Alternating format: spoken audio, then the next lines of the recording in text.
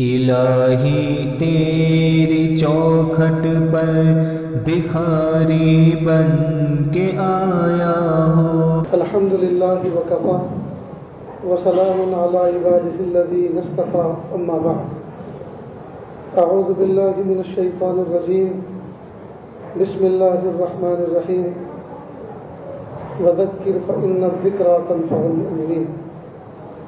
سبحان ربک رب العزة عما یصفون وسلام علی المرسلین والحمد للہ رب العالمین۔ اللہم صل علی سیدنا محمد وعلى آل سيدنا محمد وبارك وسلم۔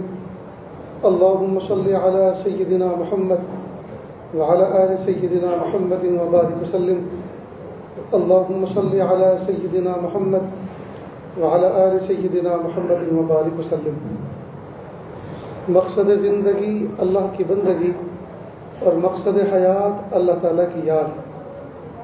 نہ ہم اپنی مرضی سے دنیا میں آئے، نہ اپنی مرضی سے دنیا سے جائیں گے۔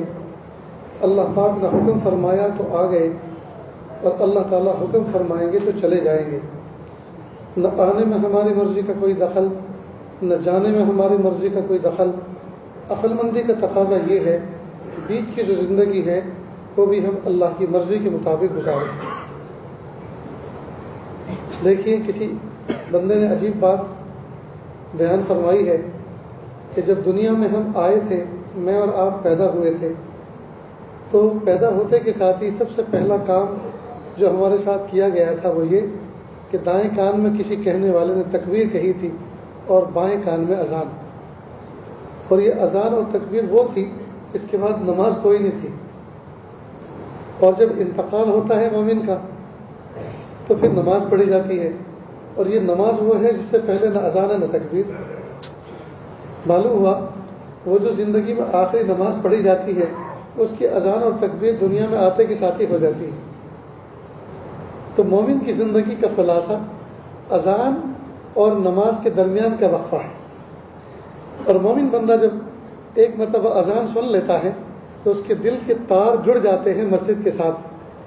ہر لمحے یہ فکر رہتی ہے کہ اب جماعت کھڑی ہونے والی ہوگی، اب جماعت بندی ہو رہی ہوگی، لوگ آنا شروع ہو گئے، میں ہی لیٹ ہو رہا ہوں، صف اول آج نکل جائے گی، صف اول چھوٹ جائے گی، تکبیر والا شاید فوت نہ ہو جائے۔ تو اذان سننے کے بعد اگرچہ وہ جوک شوق پہ رہتا ہے لیکن توجہ کا ایک تار مسجد کے ساتھ جڑ جاتا ہے۔ تو مومن بندہ اذان سننے کے بعد جیسے فکروں کے ساتھ وقت گزارتا ہے، تو ایسے ہی مومن کی پوری زندگی فکر کے ساتھ گزرنی چاہیے، اور فکر یہ ہو کہ بندہ غفلت کے ساتھ زندگی نہ گزارے، یہ سوچ کے زندگی گزارے میں اللہ کا بندہ ہوں اور اللہ نے میرے ذمے کچھ کام لگایا ہے،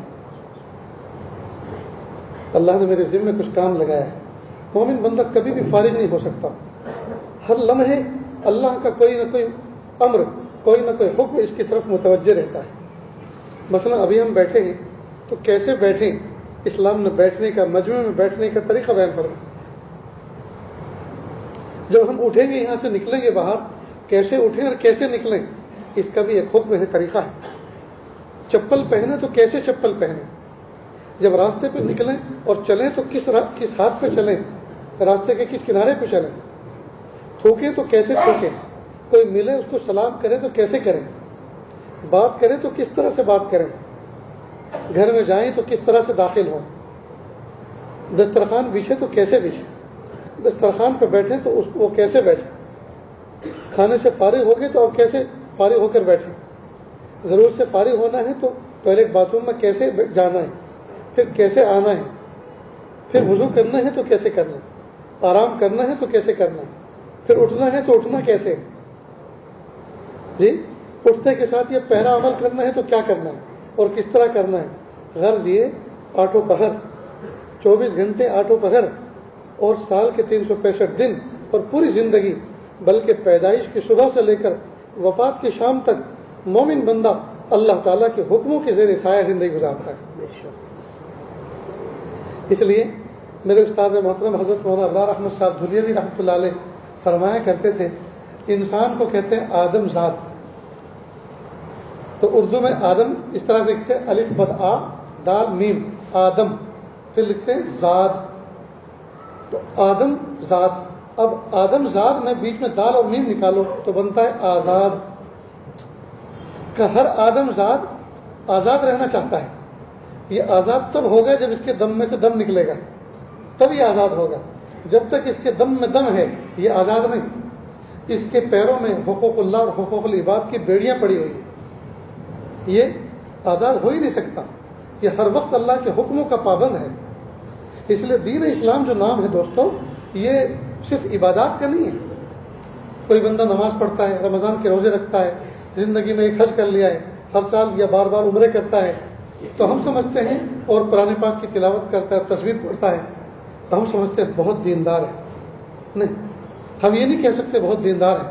ہاں، اس میں دین کی کچھ چیزیں پائی جاتی ہیں.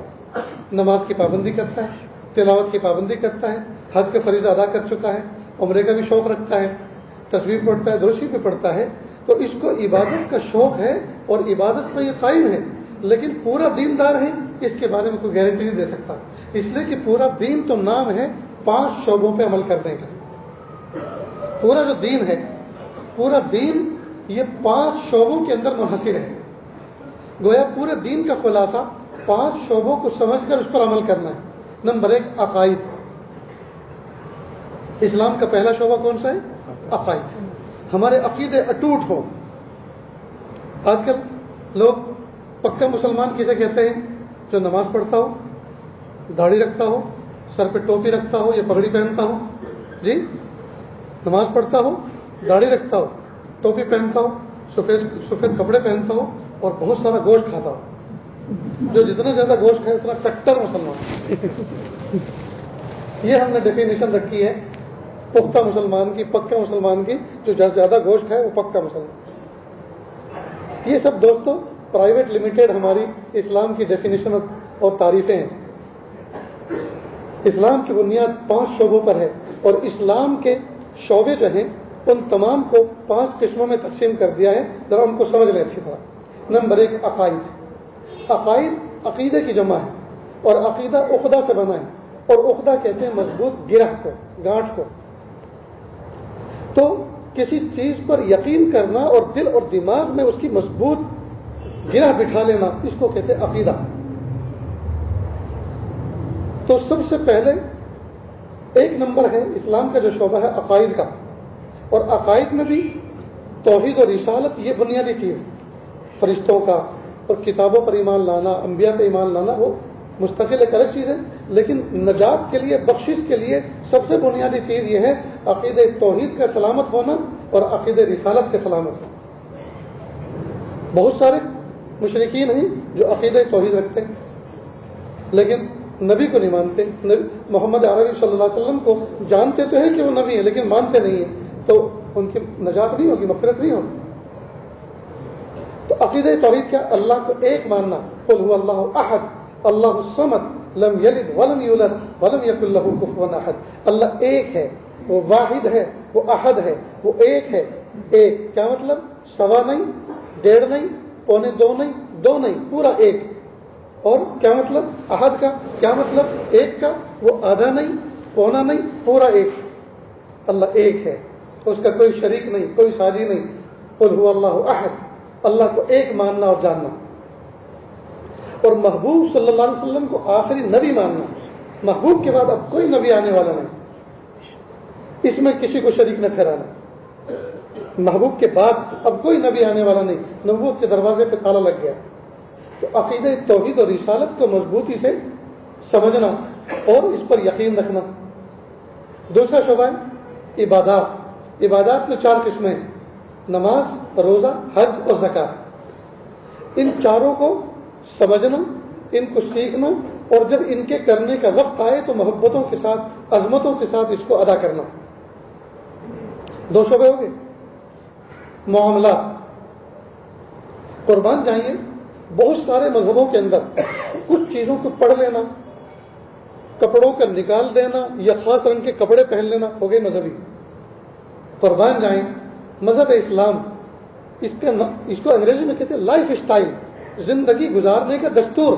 پیر کے ناخن سے لے کے سر کے بال تک انسان کو جب سے پیدا ہوا ہے تب اور جب وفات پائے گا تب تک اس کو ڈفرینٹ حالات کا سابقہ ہوتا ہے تو اس کو عبادت بھی ادا کرنا ہے. ذہن کیسے رکھنا ہے وہ عقیدے سے متعلق ہے, وہ عقیدہ سنبھالتا ہے, دل دماغ میں کیا کیا چلنا چاہیے. پھر اس کو اپنے جسم کے اعتبار سے عبادات کس طرح ادا کرنی ہے وہ بھی اسلام بتاتا ہے کہ عبادت کی کئی قسمیں ہیں. ایک جانی عبادت ہے, ایک مالی عبادت ہے, ایک جسمانی عبادت ہے, ایک مالی عبادت ہے. اب کہ عام طور پر ہم دیکھ رہے ہیں خاص طور سے اپنے ملک میں, دوسرے ملکوں میں مائک چالو کر دیا اور اس پر کوئی عبادت شروع ہو گئی. اسلام میں ایسا نہیں. رہی بات اذان کی, اذان تو ہے, ہاں اذان ہے, یہ عبادت کا اعلان ہے. عبادت کا اعلان ہے, عبادت نہیں ہو رہی, عبادت کا اعلان ہو رہا ہے کہ نماز کا وقت ہو چکا, حی علی الصلاۃ, حی علی الفلاح, آ جاؤ کامیابی کی طرف, آ جاؤ نماز کی طرف, یہ اعلان ہے. اور دوسری جگہ گھنٹوں گھنٹوں عبادت ہو رہی. اور عبادت کی ڈیفینیشن کیا ہے, اس کی تعریف کیا ہے عبادت کی؟ عبادت اس کو کہتے ہیں جس سے جسم کے اوپر اور روح کے اوپر کچھ مجاہدہ پڑے. اس لیے حکم یہ ہے کہ اگر کوئی بندہ بیٹھ کے نماز پڑھ رہا ہے, کمر میں تکلیف ہے, گھٹنوں میں تکلیف ہے, بیٹھ کے نماز پڑھ رہا ہے, تو وہ اب رکوع کس طرح کرے اور سجدہ کس پوزیشن میں کرے؟ کہا وہ وہاں تک جھکے جہاں تک ہلکا سا اس کو درد کا احساس ہو, تاکہ عادت میں اور عبادت میں فرق ہو جائے. کتنا جھکے؟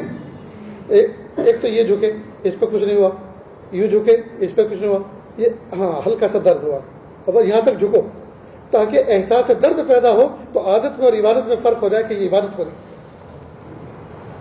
تو عبادت نام ہے جسم اور روح پر مجاہدہ پڑھنے کا, جس کو ہندی زبان میں کشٹ کہتے ہیں, ڈنڈوت. اور عبادت اور ڈنڈوت نام ہے روح کے اوپر, آتما کے اوپر جی کیا کرنے, کشٹ پڑھنے کا, تکلیف پڑھنے. اب جو مائک بج رہا ہے آٹومیٹک, تو یہ کون سی عبادت ہو رہی ہے, کس پہ مجاہدہ پڑ رہا ہے؟ سب کے سننے پہ, کانوں پہ مجاہدہ پڑ رہا ہے, روح اور جسم پہ کسی مجاہدہ نہیں پڑا نا. اچھا یہ مائک تو آج ایجاد ہوا, جب یہ نہیں تھا تب کیا کرتے تھے؟ تب بھی ہاتھوں سے تالیاں بجتی تھی اور زبان سے عبادت ہوتی تھی. جی کرو نا. پھر وہ مائک کے ذمے کیوں چھوڑ دیا؟ ہمارے یہاں آج بھی حرم کی اذان معیار سمجھا جاتا ہے. کوئی وہ خوش الحان بھی ہوتے ہیں, ان کے مخارج بھی صحیح ہوتے ہیں, لیکن باوجود اس کے جی چھاپی کے اندر, بھاگل کے اندر حرم کی اذان اس کے مائک کے ساتھ کنیکٹ کر کے یا اس کو ریکارڈ کر کے میموری میں ڈال کر نہیں پڑھی جاتی. اس کے لیے فزیکل کوئی مؤذن چاہیے. کیوں؟ اس لیے کہ اللہ رب العزت نے یہ تو ذات کے اوپر مجاہدہ رکھا ہے, اس کو ہم الیکٹرک مشینوں کے حوالے نہیں کر سکتے. یہ آپ سوچیں یار حافظ سے تراویح کیا پڑھیں, امام حرم کی ریکارڈنگ کر کے اب کی بار ان کے پیچھے ہم اقتدا کریں گے, میموری کی اقتدا کریں گے, USB کارڈ کی اقتدا کریں گے, ان کے پیچھے جو ہے تراویح پڑھیں گے. نہیں, تراویح نہیں ہو سکتی. اس لیے کہ عبادت تو نام ہے اپنی ذات کے اوپر مجاہدہ کرنے. تو نمبر 1 عقائد, نمبر 2 عبادات. اور عبادات کا مطلب یہ کہ اس کی جان بھی لگے, اس کا مال بھی لگے, مجاہدہ پڑے. پھر عبادت کی 4 قسمیں جو میں نے بتائی, نماز, روزہ, حج, زکات. تیسرا ہے معاملات. معاملات یعنی خرید و فروخت. زمین کرائے پہ کس طرح دی جاتی ہے, کرائے پہ کس طرح لی جاتی ہے, خرید و فروخت کس طرح, سونے کی تجارت کس طرح سے کی جاتی ہے, لین دین کس طرح کا ہوتا ہے. اس کے بارے میں مستقل ایک فقہ کے اندر باب ہے تجارت کا. تو معاملات کس طرح کا, بہت سارے معاملات سود والے ہو جاتے ہیں, تو اس کو حرام قرار دیا ہے شریعت نے. اور سود کا 1 پیسہ استعمال کرنا اپنی حقیقی ماں کے ساتھ 40 مرتبہ زنا کرنے کے برابر. اللہ ہم سب کی حفاظت کرے. پھر یہ کہ معاشرت, چوتھا شعبہ ہے معاشرت. معاشرت کہتے ہیں رہن سہن کو. اسلام نے اس کو بھی سکھایا. بچہ ماں باپ کے ساتھ کیسے رہے, ماں باپ بچے کے ساتھ کیسا برتاؤ کریں, پڑوسی پڑوسیوں کے ساتھ کس طرح سے رہے. جی اور پڑوسی پھر کچھ تو وہ ہیں جو جن کی دیوار ملی ہوئی ہے, اور کچھ وہ ہیں جو 40 گھر تک ہیں جو دور ہیں. پھر کچھ وہ پڑوسی وہ ہوتے ہیں جو جز وقتی طور پہ ہوتے ہیں, مثلا فلائٹ میں بیٹھے, ٹرین میں بیٹھے, 1 گھنٹے 2 گھنٹے تک کے پڑوسی رہے ہیں, ان کے ساتھ کس طرح کا برتاؤ ہو. باقاعدہ جی معاشرت ہماری کیسی ہونی چاہیے, اس کے بارے میں اسلام کے واضح تعلیمات ہیں. اور 5واں شعبہ ہے اخلاق. اخلاق کا تعلق دل کی کیفیات کے ساتھ ہے. اس کے اندر حسد نہ ہو, کینہ نہ ہو، بغض نہ ہو، بدلے کا جذبہ نہ ہو، بلکہ اس کے اندر سخاوت ہو، ہمدردی ہو، خیر خواہی ہو، اخلاص ہو، تو اس کے اندر سے رذائل نکالے جائیں اور اس کے اندر فضائل بھرے جائیں، رذائل نکالے جائیں اور فضائل پیدا کیے جائیں. یہ ہے 5 شعبے.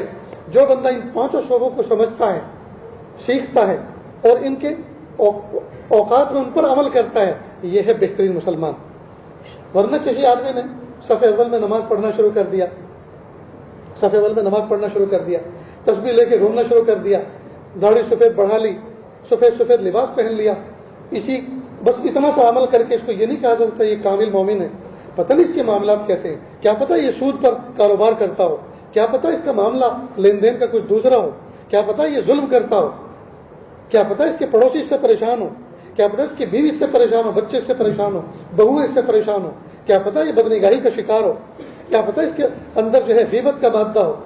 تو صرف نماز پڑھنے، سفید داڑھی رکھ لینے، سفید سفید لباس پہننے، اس کے بارے میں تو ہم نہیں کہہ سکتے یہ گڈ مسلم، بہترین مسلمان ہے. یہ ٹھیک ہے، اسلام کے ایک جز پر یہ عمل کرتا ہے محبتوں کے ساتھ، اللہ کرے دوسرے جز اجزاء پہ بھی عمل کرنے والا بنے. ہم یہ تو کہہ سکتے ہیں، لیکن بعزت یہ نہیں کہہ سکتے یہ بہت اچھا آدمی ہے، اس سے معاملہ کرو. اللہ اکبر کرے. یہ 5 شعبے ہیں دوستوں. اب یہ گھر بیٹھے تو آتے نہیں، ان کو سیکھنا پڑتا ہے. نوجوان بچے، چھوٹے چھوٹے بچے مدارس عربیہ کے اندر جا کر علماء سے، صلحاء سے ان کو سیکھتے ہیں، سمجھتے ہیں. اور جو عمر دراز ہو چکے ہیں، جو مدارس میں جا نہیں سکتے، جو مدارس میں اس وقت بیٹھ نہیں سکتے، ان کے لیے کہا کہ نکلو اور طلب پیدا کرو، شوق پیدا کرو اپنے اندر. اور جب اللہ کے راستے میں نکل کے شوق پیدا کر کے آؤ گے، اب اپنے مقامی علماء مفتیوں سے پوچھو، ڈائری بناؤ، لکھو ایک ایک مسئلے کو. جب کوئی خیال آئے، چاہے نماز میں آئے چاہے باہر آئے، فوراً اس کو لکھ لو کہ یہ سوال پیدا ہوا ہے، یہ کس سے پوچھو؟ مفتیوں سے پوچھو، علماء سے پوچھو. اب ان 5 شعبوں میں سب سے اہم شعبہ ہے عقائد کا، سب سے اہم شعبہ ہے عقائد کا. لہذا اس بات کو جو مثال دے کے سمجھانا چاہ رہا ہوں، غور سے سنیں اور سمجھیں. اگر کسی بندے کا عقیدہ مضبوط ہے، اللہ ایک ہے، اس کا کوئی شریک و ساجی نہیں، محمد رسول اللہ صلی اللہ علیہ وسلم آخری نبی ہیں، اس کے بعد اب کوئی نبی نہیں، یہ عقیدہ اگر کوئی بندہ صحیح سالم سینے میں رکھ کر دنیا سے لے گیا، چاہے یہ ایک وقت کی نماز نہ پڑھے، چاہے ایک وقت کا روزہ نہ رکھے، چاہے ایک پیسے کی زکوٰۃ نہ دے، چاہے اس کے معاملات انتہائی خراب ہوں، چاہے اس کی معاشرت انتہائی خراب ہو، چاہے اس کے اخلاق اتنے خراب ہو کہ دل سیاہ ہو چکا ہو، مر کٹ کے سزا بھگت کر سب سے آخری چاہے جنتی بن کر جنت میں ضرور جائے گا اور دنیا سے 10 گنا بڑی جنت پائے گا. کیوں؟ اس لیے کہ عقیدہ سلامت لے کر گیا. عقیدے کی یہ برکت ہے، عقیدہ سلامت لے کر گیا. اور اگر عقیدہ درست نہیں ہے، چاہے ہر وقت سجدے میں پڑا رہتا ہو، نشان بن گیا ہو سجدے کا، چاہے مکہ مکرمہ میں فلیٹ خرید رکھا ہو اور وہ روزانہ عمرہ کرتا ہو، چاہے صوم الدہر یعنی پورے سال کا روزہ رکھتا ہو، اور چاہے بیگ بھر بھر کے روزانہ حرم شریف کے باہر کھڑے ہو کر ریال تقسیم کرتا ہو، صدقہ خیر خیرات کرتا ہو، چاہے اخلاق کتنے بھی اچھے ہوں، خدا کی قسم جنت تو دور کی بات ہے، جنت کی خوشبو تک نصیب نہیں ہوگی. اس لیے کہ عقیدہ سلامت نہیں ہے. عقیدے کی یہ اہمیت. تو عقیدے کی حیثیت کیا ہوئی؟ اسلام کے شعبوں میں عقیدے کی حیثیت وہ ہوئی جو آنکڑوں کے اندر اکائی کی اہمیت ہے. ہندسے میں ڈیجٹ میں اکائی کی اہمیت ہے. لکھو 1، لگاؤ 0، بنا کیا 10، لگاؤ 2 صفر 100 بنا، لگاؤ 3 صفر 1000 بنا، لگاؤ 4 صفر 10,000 بنا، لگاؤ 5 صفر 1,00,000 بنا. لیکن مٹاؤ آگے سے اکائی کو، بتاؤ کیا بچا؟ بتاؤ کیا بچا؟ کچھ بھی نہیں. یہ صفر قیمتی ہیں؟ کوئی قیمت نہیں. صفر قیمتی تب بنتی ہے جب شروع میں اکائی لکھی جاتی ہے، اکائی سے. اس لہذا اسلام کے 5 شعبوں میں جو اہمیت اکائی کی، جو ڈیجٹ کے اندر، آنکڑوں کے اندر جو اہمیت اکائی کی ہے، وہ اسلام کے 5 شعبوں کے اندر وہ اہمیت عقائد کی. لہذا دوستو، عقائد میں شرک نہ ہو. اپنے بچوں کو پوچھیں، اپنے بچوں کو سمجھائیں. اسکولوں میں، سنستھاؤں میں اگر وہ کچھ اور پڑھ کر آ رہے ہیں تو اس کی تردید کریں، اس کو واش کریں، اس کو صاف کریں، اس کو سمجھائیں. ایک مولانا خالد بیگ صاحب، اللہ ان کو بہت اچھا رکھے، ٹمکور کے اندر، کرناٹکا کا ایک ٹمکور شہر ہے، وہاں رہتے ہیں اور اللہ تعالیٰ نے ان سے بڑا کام لیا. دار ارقم نام کے انہوں نے اسکول، اور ادھر بھاگل میں بھی اس کی شاخ بنائی ہے ماشاءاللہ. انہوں نے وہ شروع کیا. ایک مرتبہ انہوں نے دعوت دی اس عاجز کو، میں وہاں پہنچا. کہنے لگے حضرت مولانا علی میاں صاحب ندوی رحمۃ اللہ علیہ نے مجھے یہ فرمایا کہ خالد تم اسلامک اسکول بناؤ. کہ حضرت میں اسکول پڑھا ضرور ہوں لیکن اسلامک اسکول بنانا بھی مجھے پڑے گا، اس کے بارے میں تو میں نے سوچا بھی نہیں تھا. جب آپ فرما رہے ہیں تو مجھے آپ وقت دیجئے کہ میں اسکول کے بارے میں ذرا اسٹڈی کروں، سمجھوں کہ آپ اسلامک اسکول جو فرما رہے ہیں وہ کیسا ہوتا ہے. پھر انہوں نے فرمایا کہ ایک ہوتا ہے مسلم اسکول. مسلم اسکول وہ ہے جس میں پڑھنے پڑھانے والے دونوں مسلمان ہوں، اور اسلامک اسکول وہ ہے کہ پڑھنے پڑھانے والے مسلمان بھی ہوں اور ان کا مزاج اسلامی ہو. فرق سمجھ رہے ہیں نا؟ کئی مرتبہ مسلم اسکول تو ہوتے ہیں لیکن پڑھنے پڑھانے والے اسلامی مزاج نہیں رکھتے، نہ اسلامی تعلیمات کی محبت ان کے دل میں ہوتی ہے. خیر، کہا کہ جب پھر میں نے حضرت سے 2 سال مانگے اور میں نے جو سلیبس ہوتا ہے، نظام الاوقات ہوتا ہے، سلیبس ہوتا ہے، تعلیم کا جو نظام ہوتا ہے، اس پر میں نے غور کیا. میں نے امریکہ کا پڑھا، یورپ کا پڑھا اور مصر کا پڑھا. امریکہ کا کہ یہودیوں کا ہے، یورپ کا عیسائیوں کا ہے، اور نام نہاد مسلم ریاست ہے، ملک ہے کون سا؟ مصر. میں نے تینوں کا مطالعہ کیا. تینوں کا مطالعہ کرنے کے بعد مجھے ایسا لگا جیسے کوئی تجربے کار ابلیس ذہنیت رکھنے والا بڈھا کوچٹ بیٹھا ہوا ہے اور وہ 3 شاگردوں کو سامنے بٹھا کے، ایک یہودی ہے، ایک مسلمان ہے اور ایک عیسائی ہے، اور تینوں کو کہہ رہا ہے میں جیسا لکھوں اپنے اپنے علاقے کی زبان میں تم لکھو، میں جو بولوں. یعنی ذہنیت ایک، لینگویج الگ الگ لیکن ذہنیت ایک.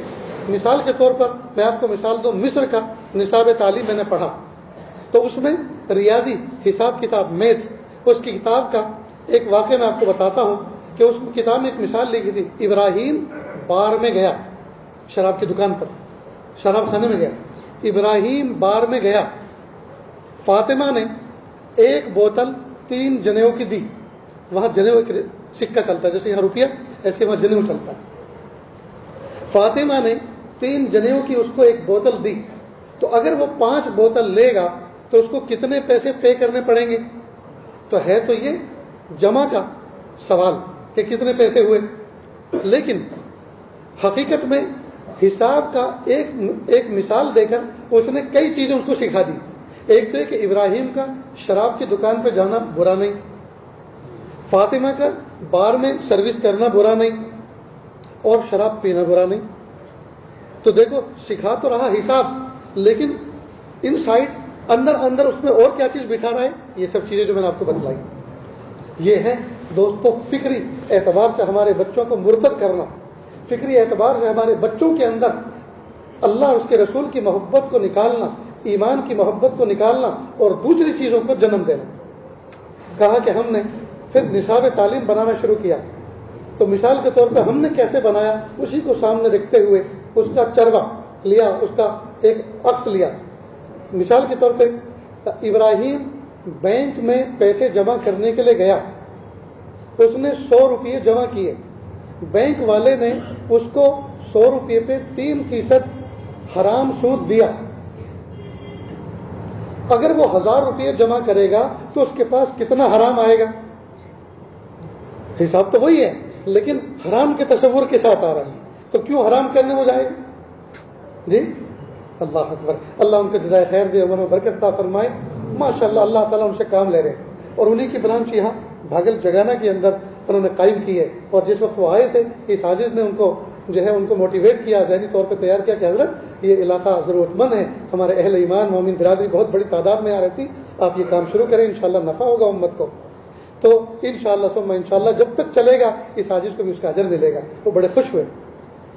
تو میرے بھائیوں، بات در حقیقت یہ ہے کہ ہم نے اسلام کے ظاہری چند چیزوں کو اپنا لیا اور بہت ساری چیزوں کو چھوڑ دیا، اور ہم سمجھ رہے ہیں کہ ہم 100% مسلمان بن گئے. تو دھوکہ ہے، ہم دھوکہ کھائے گئے. تو یہ ارادہ کریں، یہ عہد کریں، ہم اپنے ظاہر کو بھی مسلمان بنائیں گے اور ہم اپنے باطن کو بھی مومن بنائیں گے. ظاہر و باطن دونوں کی تربیت ہو تبھی تو کوئی بات ہوگی. بھئی ایک شیر کی تصویر بناؤ آپ دیوار پر، کوئی ڈرے گا اس سے؟ چھوٹے چھوٹے بچے بھی تماچا ماریں گے اس کے چہرے پر، اس لیے کہ یہ شیر کی تصویر ہے، شیر کی صورت ہے، حقیقت نہیں ہے. لیکن اگر حقیقی شعر آ جائے تو کوئی بیٹھا ہوا ملے گا اور کسی کا وضو باقی رہے گا. تو صورت میں اور حقیقت میں بہت بڑا فرق ہے. صورت و حقیقت میں بہت بڑا فرق ہے.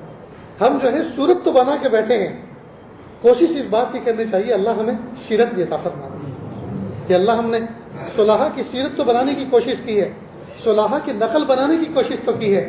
میرے پیارے اللہ اس کو ہمارا حقیقت بھی بنا دیجیے. مالک بن دینار رحمۃ اللہ علیہ فرماتے ہیں کہ گرمی کا موسم تھا اور حج کے دن بالکل قریب تھے. میں ایک مرتبہ اپنے دروازے کے باہر نکلا, لو کا جھکڑ چل رہا تھا, گرم گرم ہوا, تپش ہوا. میں نے دروازہ کھول کے باہر دیکھا, دور دراز تک انسان, حیوان, چرند پرند نام کی کوئی چیز نہیں تھی. میں نے دیکھا کوئی دور سے کوئی چیز زمین پر رینگتے ہوئے آ رہی ہے. میں نے سوچا کون سا جانور ہے جو اس تپتے ہوئے صحرا کے اندر اتنی تیز تپش والی دھوپ کے اندر ہی آ رہا ہے. خیر دیکھتے رہے, جو قریب آیا تو پتہ چلا یہ کوئی جانور نہیں ہے رینگتا ہوا جو آ رہا ہو, بلکہ یہ انسان ہے اور پیروں سے معذور ہے تو گھسٹتا ہوا آ رہا ہے. جب دروازے کے سامنے آیا کا پیشانی جھلس رہی تھی گرمی کی وجہ سے اور پسینے میں شرابور تھا. میں نے پوچھا, اے نوجوان کہاں کا ارادہ ہے؟ کہا جہاں سب جا رہے ہیں ادھر ہی کا ارادہ ہے, یعنی میں حج کے لیے جا رہا ہوں. کہا اے نوجوان گرمی بھی بڑی شدید ہے, تھوڑی دیر سستا لیں, کچھ آرام کر لیں, پھر آگے جانا. کہ نہیں, سواری والے سواری پر جائیں گے, پیر والے پیروں کے بل چل کر جائیں گے. میں تو آدھے جسم کا آدمی ہوں, پیر میرے فوت ہو چکے ہیں, پیرالائز تھا جو بھی تھا, میں تو چل کے نہیں جا سکتا, مجھے تو پشت کے بل رگڑ رگڑ کے جانا ہے. لہذا اگر ایسے آرام کرتے ہوئے جاؤں گا تو کہیں ایسا نہ ہو حج فوت ہو جائے اور میں لیٹ پہنچوں, لہذا مجھے جانے دیجیے. کہا اللہ تعالیٰ نے آپ کے دل میں اتنا شوق حج کا رکھا ہے تو حج پہ تو ہمیں بھی جانا ہے.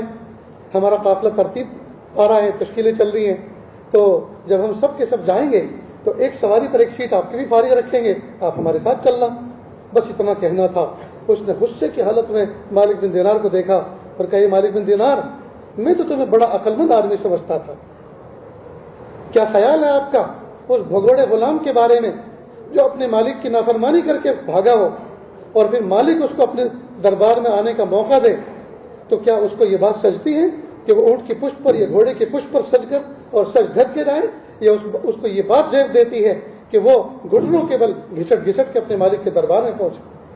کہ جب اس نے یہ بات کہی تو میں ٹھٹک گیا کہ یہ کوئی صاحب دل ہے, یہ کوئی صاحب دل ہے.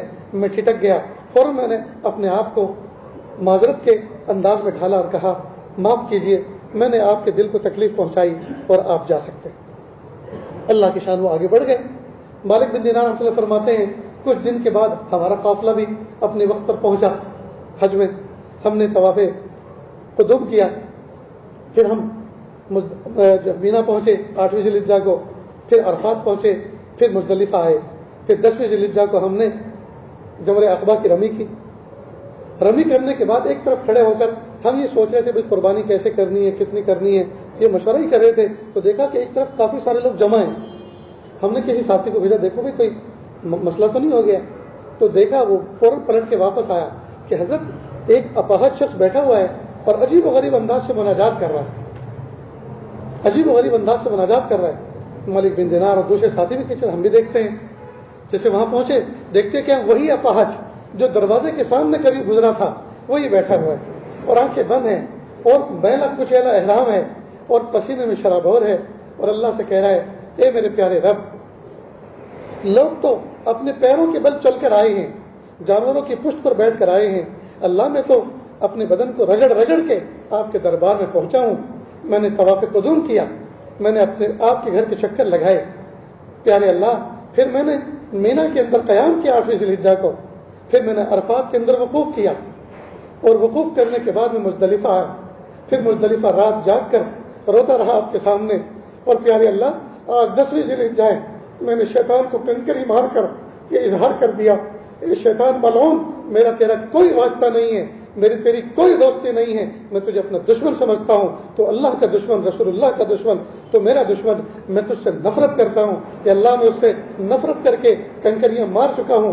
اب مال والے اپنی جانوں کی طرف سے فدیہ پیش کریں گے، آپ کے سامنے قربانی پیش کریں گے۔ اے میرے پیارے رب، آپ جانتے ہیں میرے جسم پر سوائے اس احرام کے میں کسی چیز کا مالک نہیں ہوں کہ اللہ میں کیا آپ کی خدمت میں پیش کروں، میری جان حاضر ہے، اگر آپ کو پسند ہو تو یہ اللہ قبول کر لیجیے۔ اور اسی وقت ایک چیخ نکلی اور انتقال ہو گیا۔ میرے بھائیوں، ایسی ایسی کیفیت والے، ایسے ایسے دل والے جب اللہ کے دربار میں قیامت کے دن حاضر ہوں گے، ذرا سوچے تو صحیح، میں اور آپ کس صف میں کھڑے ہوئے نظر آئیں گے؟ کروڑوں انسانوں سے بہتر کھانے کے لیے لقمے کھا رہے ہیں، کروڑوں انسانوں سے بہتر اچھے لباس پہن رہے ہیں، کروڑوں انسانوں سے بہتر مکانات میں رہ رہے ہیں، اچھی سواریاں استعمال کر رہے ہیں، لیکن دوستو ہم نے اللہ کے حکموں پہ کتنا عمل کیا؟ اللہ کے حکموں پہ کتنا عمل کیا؟ ہم جلوت کے پارسا اور خلوت کے پاپی ہیں، مخلوق کے سامنے نیک بنے ہوتے ہیں اور تنہائیوں میں شیطان کو شرما دینے والے کاموں کا ارتکاب کرتے ہیں۔ ہم غفلت میں زندگی گزار رہے ہیں، کیا پتا وہ کپڑا بازار میں بکنے آ چکا ہو جس کو میرا اور آپ کا کفن بننا منظور ہے۔ ہم غفلت میں زندگی گزار رہے ہیں، کیا پتا وہ درخت اس کے ٹکڑے ہو کر اس کے تختے بند کر رکھے گئے ہوں کسی ڈھنسے پر اور کسی مشین کے اوپر، جن تختوں کو ہماری قبر کے اندر پٹاؤ کے طور پہ استعمال کرنا ہے۔ میرے بھائیوں، غفلت سے سچی توبہ کریں اور اللہ تعالیٰ کی ولایت حاصل کرنے کا عہد کریں، خود بھی دین پر چلیں۔ وَأَنذِرْ عَشِيرَتَكَ الْأَقْرَبِينَ، اپنے گھر والوں کو بھی دین پر چلائیں۔ قُوا أَنفُسَكُمْ وَأَهْلِيكُمْ نَارًا، اپنے آپ کو بھی جہنم کی آگ سے بچائیں، اپنے گھر والوں کو بھی بچائیں۔ جس طرح مرغی خطرے سے اپنے سارے بچوں کو اپنے پروں میں سمیٹ لیتی ہے، دوستو اپنے بچوں کو اپنی فیملی کو، اپنے حلقے اثر کو اپنے دامن میں چھپانے کا وقت آیا ہے۔ لے کر بیٹھیں، گھر کی تعلیم کو مضبوط کریں، مسجد وار تعلیم کو مضبوط کریں، مسجد وار گشت کو مضبوط کریں۔ میرے بھائیوں، ہر آدمی اگر اپنے حلقے اثر میں اپنی محنت کے میدان کو بڑھائے گا اور دل جمی کے ساتھ اس کو سنبھالے گا، انشاءاللہ ثم انشاءاللہ وہ دن دور نہیں جب حالات تبدیل ہو جائیں۔ لیکن کئی مرتبہ ہماری نظر دوسروں کو تو دیکھتی ہے، دور کے علاقوں کو دیکھتی ہے، دور کے کیفیات کو دیکھتی ہے، لیکن نہ ہم اپنے کو دیکھتے، نہ اپنے گھر والوں کو دیکھتے، نہ اپنے پڑوسیوں کو دیکھتے۔ مولانا ابوالکلام آزاد رحمۃ اللہ علیہ ایک مرتبہ کلکتہ میں ریڈیو اسٹیشن کے ذریعے سے یا کسی بھی اسٹیج سے بات کر رہے تھے اور فرما رہے تھے کہ اس وقت میری گفتگو شمال جنوب اور مشرق و مغرب پورا ملک اس کو سن رہا ہے، یہ آواز سب کے کان میں پڑ رہی ہے ریڈیو اسٹیشن کے ذریعے سے، لیکن میرا دل جو میرے منہ سے ایک بالش کے فاصلے پر ہے، اس کو دستک دیتے دیتے زمانہ گزر گیا، یہ کھلنے کا نام نہیں لے رہا، یہ دروازہ ایسا بند ہے کہ یہ کھلنے کا نام نہیں لے رہا۔ اس لیے دوستو جب ہم گفتگو کریں تو سب سے پہلے اپنے آپ کو مخاطب کریں، اپنی ذات کو مائنس کر کے نہ کریں۔ ہم یہ نہ کہ تم بگڑ گئے، ہم یہ نہ کہ تم یہ عمل کرو، بلکہ لفظ یہ ہونا چاہیے بھائی ہمیں یہ عمل کرنا ہے، اپنے آپ کو بھی اس میں شامل کرو، ورنہ اگر تم کہا اس کا مطلب یہ کہ اپنے آپ کو بچا لیا۔ ہمیں یہ کام کرنا ہے، ہمیں یہ عمل کرنا ہے، ہماری نجات اس میں ہے، ہماری بخشش اس میں ہے، جمع کے صیغے سے ہم بات کریں اور سب سے پہلے اپنے آپ کو مخاطب کریں۔ حضرت ابو ہریرہ رضی اللہ عنہ بیٹھے ہوئے تھے، محبوب صلی اللہ علیہ وسلم نے عجیب بات فرمائی اور فرمایا کون ہے جو 5 نصیحتوں پر عمل کرے، 5 نصیحتوں کو محفوظ کرے، اس پر خود بھی عمل کرے، دوسروں تک پہنچائے، دوسروں کو عمل پہ کھڑا کرے۔ حضرت ابو ہریرہ رضی اللہ عنہ نے ہاتھ اٹھایا کہ میں، محبوب صلی اللہ علیہ وسلم نے حضرت ابو ہریرہ رضی اللہ عنہ کا ہاتھ پکڑا اور جو 5 نصیحتیں تھیں اس میں سے ایک نصیحت یہ فرمائی، اتق المحارم تکن عابد الناس۔ یہ ابو ہریرہ، گناہوں سے اپنے آپ کو بچانا، تم سب سے بڑے نیکوکار بن جاؤ گے، سب سے بڑے عبادت گزار بن جاؤ گے۔ اتق المحارم، اپنے آپ کو گناہ سے بچانا، سب سے بڑے عبادت گزار بن جاؤ گے۔ کیا مطلب؟ ذرا سمجھیں اس کو، بس یہ میں اپنی بات کو کنارے کر رہا ہوں۔ ایک آدمی ہے جو یومیہ 1000 روپے کماتا ہے، لیکن صبح سے شام تک شراب میں، شباب میں اور عیاشی میں کام ختم کر دیتا ہے، شام کو اس کے پاس ایک پائی نہیں بچتی۔ ایک آدمی ہے جو 100 روپے کماتا ہے، 50 روپے اپنی ذات پہ خرچ کرتا ہے، 50 بچاتا ہے۔ مہینے کے اختتام پر 1000 والے نے کتنے کمائے؟ 30,000۔ 100 والے نے کتنے کمائے؟ 3000۔ تو زیادہ مالدار تو کون ہے؟ 1000 والا۔ لیکن مہینے کے اختتام پر جب ٹوٹل نکالا تو جو زیادہ مالدار تھا اس کے پاس 0، کچھ بھی نہیں، اور جو 100 روپے والا تھا 1500 بچا لیا اس نے۔ تو مالدار کون ہوا؟ ایسے 1000 والے اگر 1000 بھی ہوں اور سارے کے سارے صفر ہوں تو 1500 والا سب میں بڑھ گیا نا. بس اسی سے اس مثال سے اس بات کو سمجھیں. جب ہم بہت سارے لوگ وہ ہیں جو ڈھیر ساری نفلیں پڑھتے ہیں, ڈھیر ساری عبادت کرتے ہیں, ڈھیر ساری تلاوت کرتے ہیں, ڈھیر سارا درود شریف پڑھتے ہیں, ڈھیر سارا ذکر کرتے ہیں, لیکن گناہ بھی ڈھیر سارے کرتے ہیں. قیامت کے دن سارے کے سارے گناہ اس کی نیکیوں کو کھا چکے ہوں گے. حالانکہ یہ بہت بڑا اماؤنٹ لے کر اعمال کا پہنچا تھا, لیکن ساری کی ساری نیکیاں گناہ کھا گئے. اور جو بندہ صرف فرائض و واجبات پر عمل کرتا تھا, اس کے علاوہ کوئی نفل نہیں, کوئی ذکر نہیں, کوئی نفل نہیں, لیکن گناہوں سے بچتا تھا, خدا کی قسم سیدھا جنت میں جائے گا اور سب سے بڑا مالدار یہی کہلائے گا. کیوں؟ اس لیے کہ اس نے گناہ نہیں کیے. تو دوستو, ہم لوگ نفلوں پہ تو محنت کر رہے ہیں, ذکر و اذکار پہ تو محنت کر رہے ہیں, تلاوت پر بھی محنت کر رہے ہیں, تہجد اشراق اور چاشت پر بھی محنت کر رہے ہیں, لیکن اس پر بھی تو محنت کریں ہم کہ گناہوں کو چھوڑیں, ورنہ تو دوستو یہ تو پھر برابر سرابر ہو جائے گا. کئی مرتبہ ہم نے جو گناہ کر رکھے ہیں, جن کے حقوق مار رکھے ہیں, ہماری ساری نیکیاں ان پر تقسیم کر دی جائے گی, اور جب کچھ بچے گا تو ان کے گناہ ہمارے سر پر ڈال دیے جائیں گے. تو کیا فائدہ دوستو ان نیکیوں کا جو گناہوں کے ساتھ کیے جا رہے ہیں. اس لیے ہر آدمی کے گناہ الگ, جوان کے گناہ الگ, بوڑھے کے الگ, امیروں کے الگ, غریبوں کے الگ, عورتوں کے الگ, مردوں کے الگ. گناہوں کی بہت ساری قسمیں ہیں. ہم میں کا ہر شخص کسی نہ کسی گناہ کا عادی ہے. اس لیے محاسبہ کریں اپنا, اور ہر گناہ سے سچی توبہ کریں, اور پورا عہد کریں اس بات کا گناہ نہیں کرنا. حضرت شاہ حکیم محمد اختر صاحب رحمۃ اللہ علیہ جو کراچی میں ہوا کرتے تھے, شاہ الحق صاحب ہردوئی رحمۃ اللہ علیہ کے اجل خلافہ میں سے تھے. ایک مرتبہ فجر کی نماز کے بعد بڑے جذب کے ساتھ کھڑے ہوئے, میں خود اس مجلس میں موجود تھا, اور فرمایا, اے نوجوانوں, تم جب بازار میں گزرو, بازار میں نکلو, اور تمہارے نفس کو, آنکھوں کو پریشان کرنے والی کچھ عورتیں اور کچھ حسین اور حسینائیں نظر آئیں, تو اپنی نگاہوں کو بچاؤ, گناہ سے اپنے آپ کو بچاؤ, اور میرا ایک شعر پڑھ لیا کرو, تمہیں ہمت مل جائے گی. نہ دیکھیں گے نہ دیکھیں گے ان کو ہرگز نہ دیکھیں گے کہ جن کے دیکھنے سے رب میرا ناراض ہوتا ہے. نہ دیکھیں گے نہ دیکھیں گے ان کو ہرگز نہ دیکھیں گے کہ جن کے دیکھنے سے رب میرا ناراض ہوتا ہے. میرے بھائیوں, نیکی چاہے تھوڑی ہو, گناہ بالکل نہ ہو, فرائض و واجبات پورے پورے ادا کریں, انشاءاللہ اللہ پاک اپنی ولایت عطا فرمائیں, اللہ اپنی محبت عطا فرمائیں گے. اللہ تعالیٰ سے دعا ہے اللہ رب العزت کہنے سننے سے زیادہ ہمیں عمل کی توفیق عطا فرمائے. وآخر دعوانا ان الحمدللہ رب العالمین. آج چونکہ حلقے کا علاقے کا گشت کا بھی دن ہے, مذاکرے کا بھی دن ہے, ہمارے جو ساتھی دوست احباب تشکیل والے ہیں ذرا کھڑے ہو جائیں.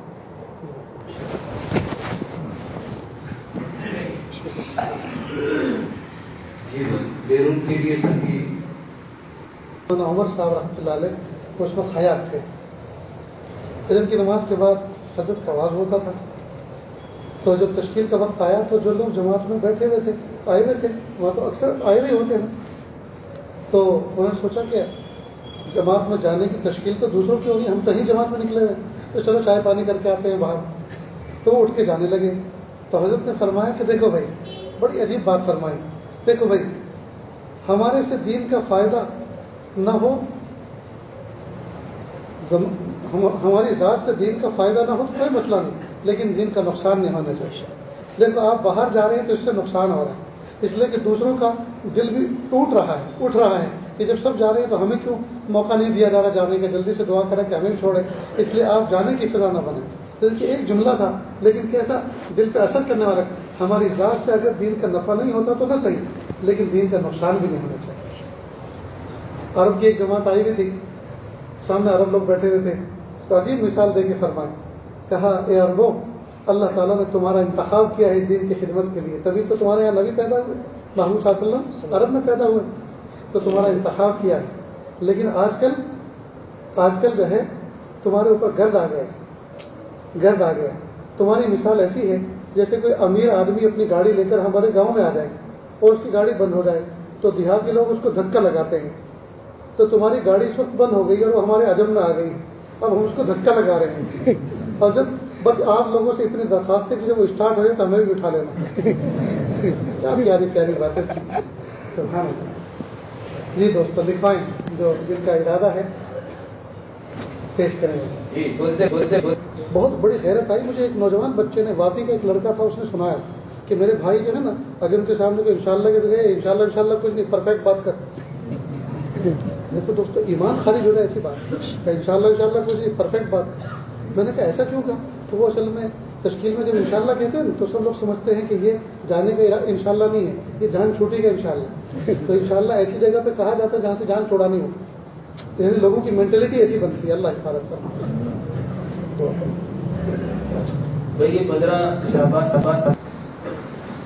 بسم اللہ الرحمن الرحیم.